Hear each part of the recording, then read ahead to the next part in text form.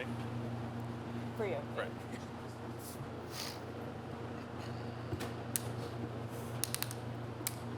Good. Welcome back to the interview area. We are joined by PGA Championship winner Xander Shauffele. Xander, just talk a little bit about coming here now as a major champion. Yeah, it's a different feeling. Obviously, a great feeling, and just a completely different test. You know, I think I like to look at each week individually, and this is going to be quite the test of golf.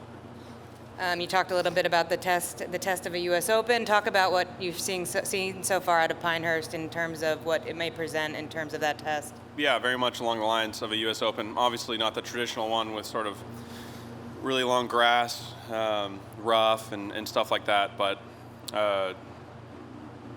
true test of a U.S. Open where, you know, par is a really good score, and, you know, 5 sometimes isn't going to hurt you either. Historically, you've played incredibly well in U.S. Opens, top 10s, top 15s, I think 7 in a row. What is it about that test that brings out the best in you?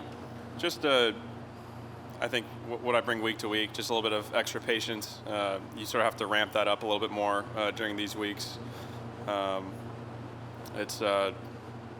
Yeah, I mean, all U.S. Opens seem to feel they're very different, you know, unique in their own way, but they always seem to feel like, you know, par is a great score, and you really have to just plot your way around the property. You know, I was here a week ago, and the way the course is, just for a little tune-up, just to check out the property for the first time, and the way the course is playing now is significantly different already. So I can only imagine what it's going to look like in 2 days. We're going to go on the left for 2 here and right behind. What about the areas around the greens? Types of chipping or putting or fairway woods or rescues, whatever? Yeah, I mean, you kind of named it. Sort of whatever you're really comfortable with. You know, I think I hit a lot of putts today. I was joking with my caddy. I was like, we should probably get our putter checked. I feel like I've hit, you know, more. I've never swung so hard at my putter for 9 holes than I did today, just trying to get up and down mounds. And, you know, there's certain spots where you feel like you have to hit it really hard, and you hit one a little too hard, and you put it off the other side of the green. So leaving yourself in a really good position is A1, but even when you do leave yourself in a good position, the hole's not over yet. It's sort of half the battle. You've always talked pretty openly about, hey, we're all chasing Scotty. He's the standard right now. How does last month getting that win does it change your own perspective for yourself at all of knowing like, hey, I can catch that, I can get to world number 1? Yeah, I think I need some more work to, you know, I obviously believe I can, but Scotty's he's doing incredible things. You know, he's every week we play, he seems to build a bigger lead and, you know, somehow make the mountain even taller for all of us to climb. That's all he's been doing, and, you know, hats off to him for being so consistent and playing at such a high level for such a long time. So, yeah, I believe I can do it, but it's going to take some time. I mean, one of your greatest strengths is how all around you are. Is there something that like you see that you can keep pushing yourself to get to another level, or is it as simple as just sharpening little things? Yeah, just sharpening and trying to find some spots. I'm sure there's some weak spots that I'll look at once the season's over to try and touch up upon, just to try and make up some ground. Stay here on the left.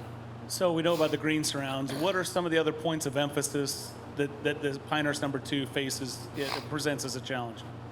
You know, I think if you look off the tee, there is no rough, but you have these sort of bushels and, you know, dirt all around every fairway, and, you know, you can elect to hit sort of a long iron and sort of run it down, or, you know, if you try and take driver, you can be a little bit more aggressive.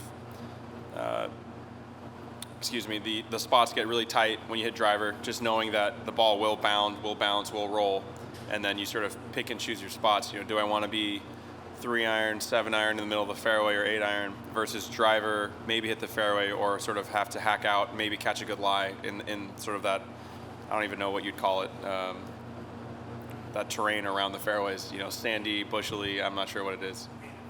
Yeah, native area. Xander, what is your strategy around the greens? I mean, you going to putt, hybrid, chip? What are you thinking? What's you got a chance to look at the course now? Yeah, I mean, I typically default to putting just as a comfort thing. I grew up in San Diego, but the Texas wedge is definitely my friend. So just need to get comfortable there. There's a lot of spots where people are chipping, so there's times where I think if you are trying to putt and you do have some divots in your way, that makes putting a bit difficult. So you will have to chip or 5-wood or get some loft on it. So I'd say most times I'd probably putt unless you really need some sort of spin. Any other questions for Xander? Oh, right here. Real quick, a lot of players talk about golf courses that fit their eye. How does this one fit yours, and do you feel like there's that plays into your strengths? Yeah, I mean, it feels, I'm not sure if it's just the big banners and the big stands, but it feels like a big championship golf course, so I do tend to like that.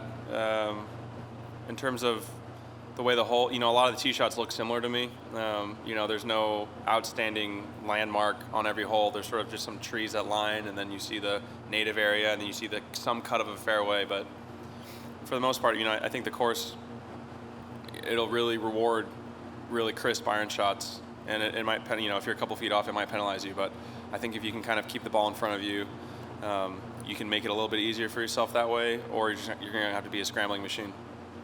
We're going to go back right at him. Xander, what's been the biggest celebration you've had so far, and have you celebrated with your parents yet? No, my dad's still in Hawaii. My mom flew out. She was in Hawaii and then came back to San Diego, and then she flew out here. So she's out here this week, which is awesome, and we'll have some sort of celebration when I'm back in San Diego in a few weeks. And have you changed your goals now that you've got that major checked off? Just checked one box. We're going to go here on the left corner. Sorry? So nothing, everything else? Just a lot of unchecked boxes, yeah. I just checked one box, which is really cool. Obviously a box very, very much to the top of my list, but still a lot more to do, obviously. Right here. Xander, is there any kind of difference in the psychological feeling you have coming into this major now that you are a major winner? I'm sure. Maybe. I'm not, I haven't really teed off yet, but, my big goal is always just to be in the hunt. I think if I'm in the hunt on that back nine on Sunday, I think it's going to be really helpful knowing that I've done it before. But in terms of sort of day-to-day or, Thursday, Friday, Saturday, I don't think it's too crazy. You're just trying to get yourself in that spot, which I've been, putting myself in a few more times this year than the past. And, hopefully I can draw back from what happened at Valhalla as a positive there. On the right, Sean. Your run of top 15s here, it's been a wide variety of venues from Erin Hills to Shinnecock and Pebble and all that. Is there one commonality, though, in your good play in U.S. Opens? Just, plotting around a property. It's sort of, I guess, old school golf a little bit. You play to the fat side of a green. It's okay to lay up on a par 5. Just everything that's sort of, not against, but, modern golf is sort of hit it as far as you can down every hole, get it as close to the green on every hole, wedge it as close as you can, get up and down on par 5s, that type of deal. And the U.S. Open seemed to feel like, there's a 480-yard hole, and, maybe you do hit iron off of it because it allows you to hit the, advance the ball to the best spot to make par versus you thinking making 3 all the time. So I think just a little bit of strategy with Austin, my caddy, that's, may give us a little bit of an edge, but for the most part, just showing a little bit extra patience. And how much luck will be involved this week? It depends on your strategy. If you're out there hitting, you can hit a driver. I played that practice round and I hit pretty much driver on every hole just for practice. And I didn't end up in one of those bushels in the Navy area once.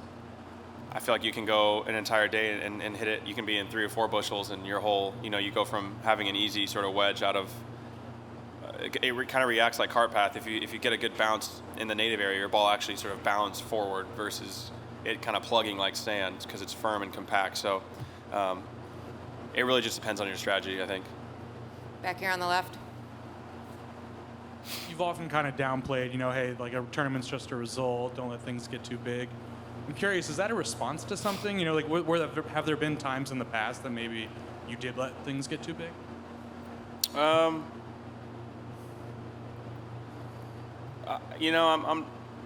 not really. I think that's just sort of how my brain ticks. It really is just a result at the end of the day. You plug yourself into this equation and, you hope what you have is good enough. And most times when you make it too big in your head, you don't really show up or show out to the best of your natural ability. And for me, that's the case, at least. If I get, too in my own head, I don't perform at a high enough level because I put too much pressure on myself. So I've learned to sort of take a step back and sort of let it be and let myself play the best golf I can. So I think it's just a mindset that I've always had. Are you like that with everything, or like in ping pong, are you going to get fired up or something? No, I mean, golf is a tricky one. You know, it's not like other sports. You can't really. I mean, you can, but it's, you know, you're not sitting there showboating. You're not, you know, going nuts, going crazy. I mean, Tiger was the best at it because it was so genuine, it was so raw, and you know, I think that's why we all felt it when he was doing it, because he would use that energy and it would just run through his entire round of golf. You know, if I was to do that, I would, you know, get super fired up and then airmail a wedge on one green and 3-putt the next hole, and then I'd do all this crazy stuff that I wouldn't normally do because that's just not how I play golf. So, you know, if you can let it ride, and it's a good thing, I think, you know, let it ride. But for me, I kind of stay. I know what lane I'm supposed to be in. Any others? Xander, thanks so much for the time. Good luck this week.